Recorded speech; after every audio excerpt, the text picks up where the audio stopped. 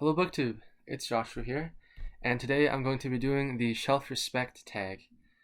This tag was created by Richard .historylit, so thank you Richard for creating this tag.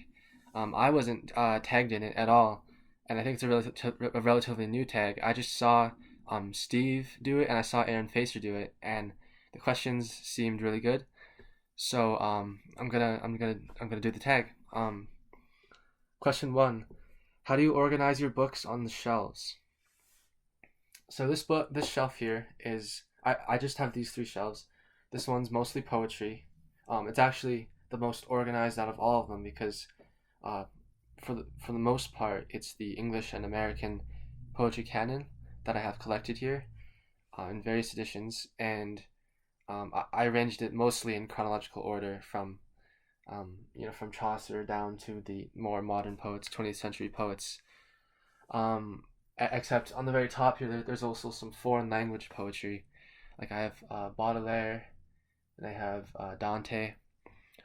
Some of them are in dual language editions because I like to try at least to read uh, poetry in other languages.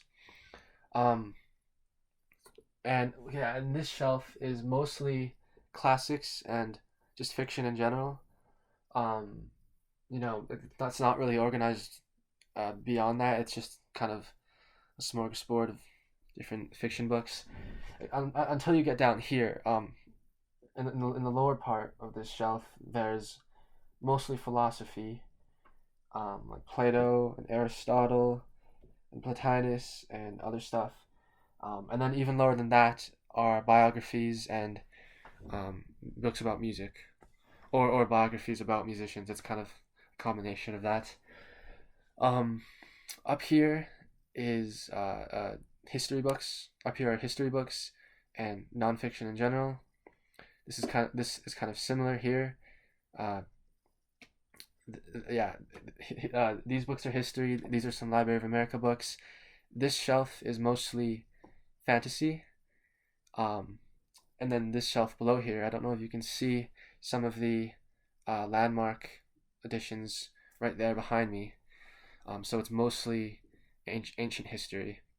And then even below that is ancient classics. So Homer and Virgil's Aeneid, and beside that are some books by Harold Bloom as well. And then at the very bottom are art history books. So that is the kind of broad outline of my shelf. Uh, it isn't organized really anywhere beyond that, except for the poetry shelf. There's no chronology. There's no alphabetization. Um, so yeah, number two. Have you ever merged your collection with your significant other? Yes, I have. When Steve was getting married for the third time, I believe it was in the court of King Alfred. Well, I attended the wedding and I met one of the bridesmaids, and we hit it off and got married ourselves. And we merged our libraries of theological tracts.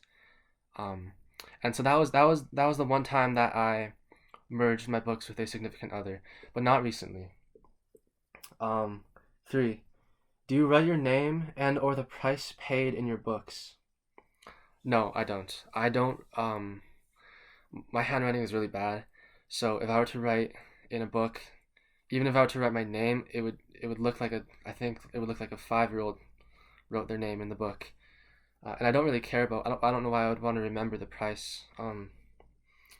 Yeah, mostly like honestly, if even if I'm annotating a book, usually my writing is unintelligible, so I actually don't usually write in books because sometimes I myself can't even tell what I'm saying.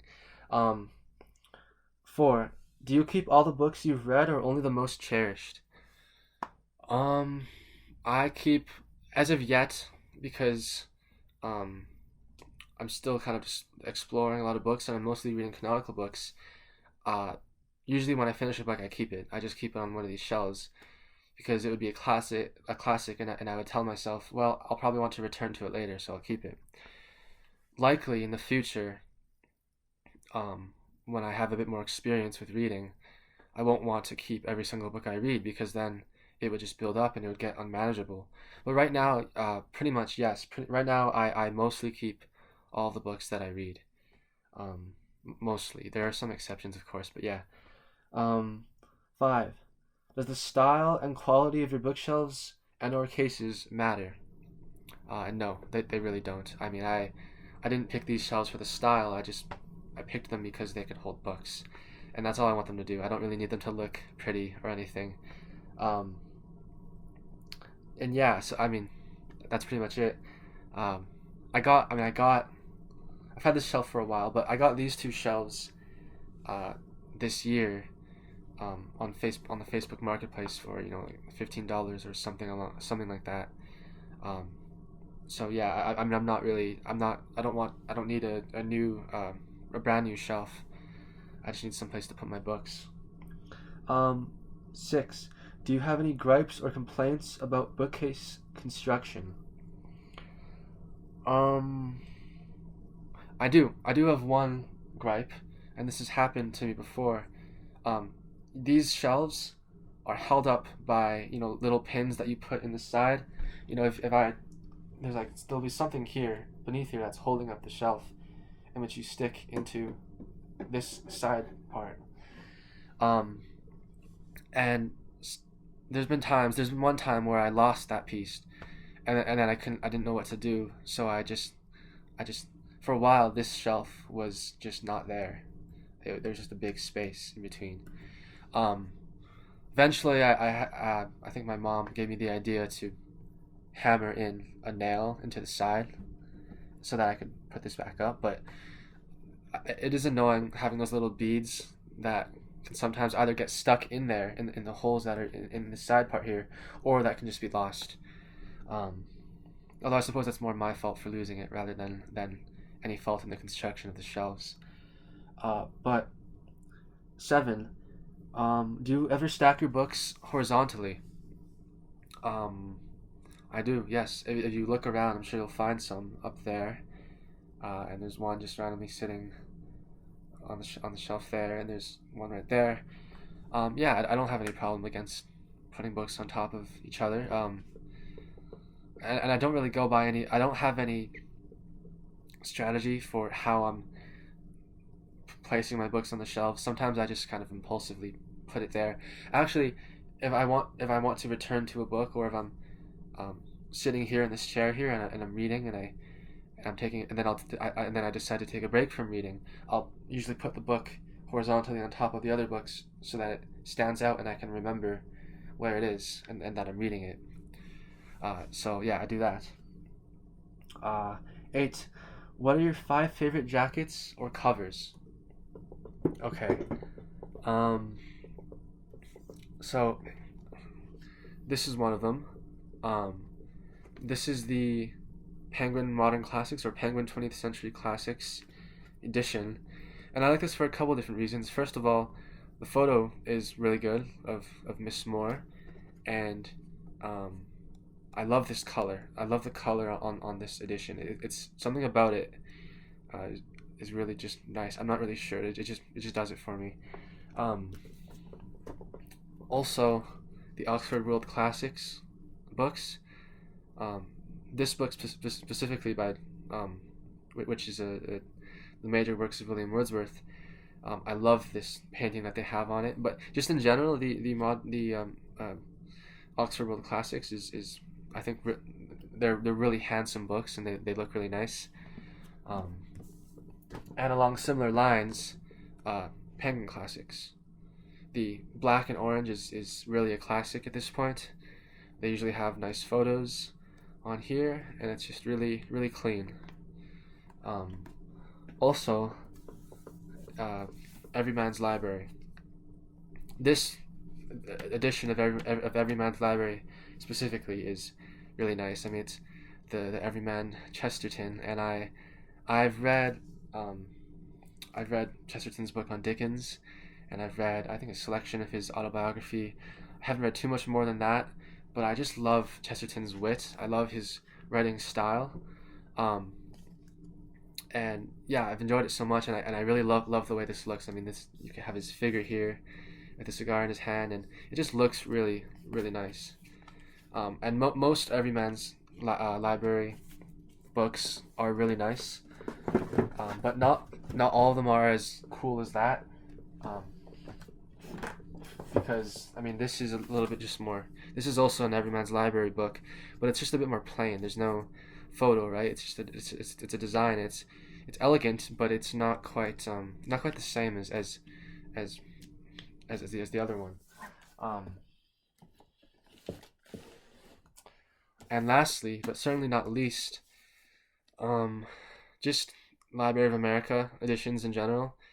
Their their um, their jackets are really stylish. I love the way these look. The beautiful um, font for the title here, and I love these colors, and I love how they always choose a really nice photo for the author to put in the corner.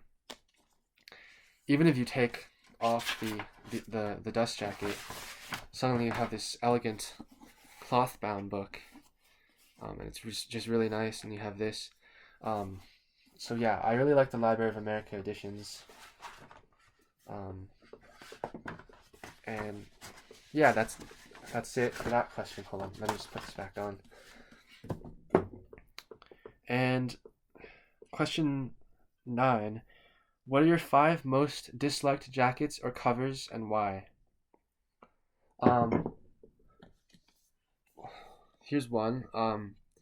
This is the Modern Library hardcover edition, and I don't really. I also have this. I also have the Magic Mountain in this edition, and I don't really like the way it looks. I think this color here, this kind of greenish, bronzish color is a little bit boring, a little bit drab, and yeah, I don't know. I don't particularly care for it.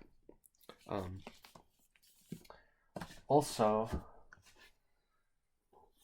this thing, I don't even know what publisher ever printed this. I got this at a book sale.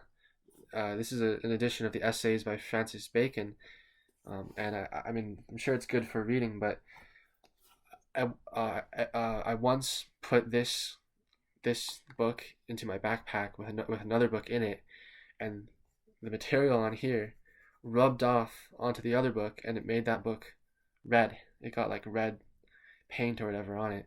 So I don't really like this edition for that. And also, it's not really. I mean, I guess this design is cool, but I find it to be kind of ugly in general.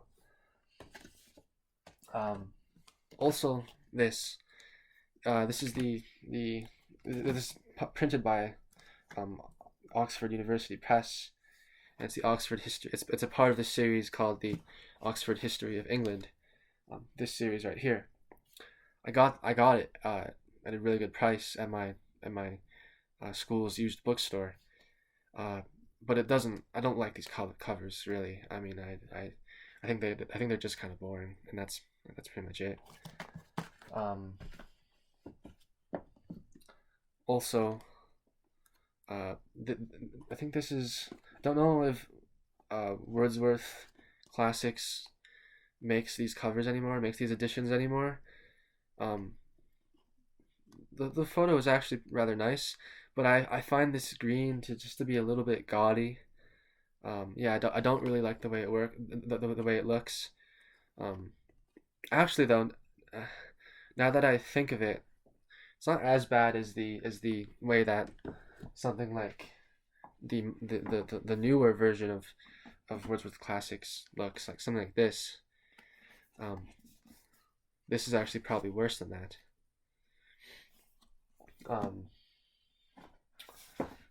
And lastly, the older version of Penguin Classics. These things here. I just don't like the shade of yellow here. I mean, it's kind of like an egg yellow, and I don't think it looks nearly as nice as as the modern one. I mean, the modern one has that really nice color of orange there, whereas this is just yeah, I don't really care for it. But yeah, I think I think there's one more question. 10. Is there such a thing as too many books? Well, yes. I mean, certainly. If they're physical books, then yeah. If it's on Kindle, then no. But I mean, I have uh, boxes, a couple box, more than a couple, 4 or 5 or 6 boxes, um, in the basement, and some of them are just there for storage, and I'll probably want to read them at some point. Others, I should probably get rid of, but I haven't. So I already have too many books. I mean, so for the rate at which I read, and for the level of experience in reading that I'm at, I don't I shouldn't have this many books, but I do. So there is such a thing as too many books, I think. Um, and tag someone. I would like to tag John David, Hannah's books, David Novak at David Novak Reads Poetry, Joe Spivey, and a newer booktuber, Daniel Nagel. And I will link all of their accounts in the description. So thank you for watching. I hope you guys enjoyed this tag. Thank you, Richard, for creating it, and goodbye.